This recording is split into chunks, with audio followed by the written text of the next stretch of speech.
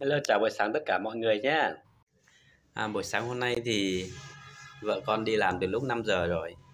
Và ăn sáng xong thì sẽ đưa con đi học nhé. Con nhanh đi học nhé. Yeah. Dạ. Yeah.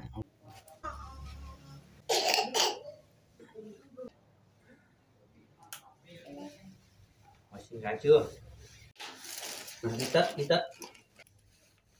Ăn bàn tay. Yeah. Nào. Yeah. Đi nào. Lên. Đưa Linh đi học xong này tóc xù quá. Ngại cô giáo quá. Hôm nay sẽ đi cắt tóc. Với lại dọn đống đồ mà Linh hay bày vé ra trên cái khu trọ này nhé.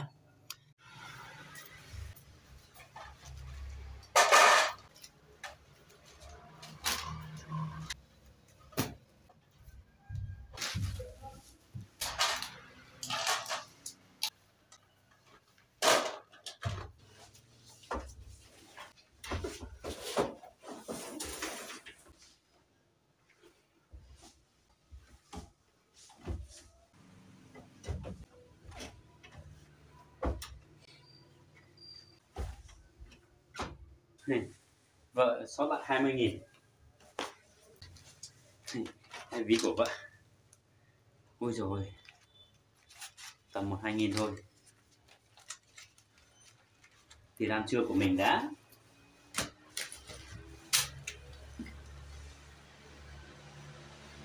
Tóc này.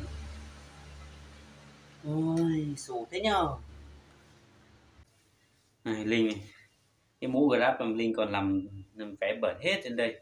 Đấy. Đây là dây điện. Đây những đồ của Linh đây. Đây.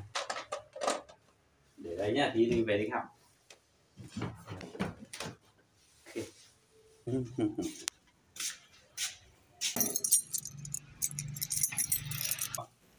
Nó cắt tóc về rồi nhé. Cái đồng này ăn Tết đó.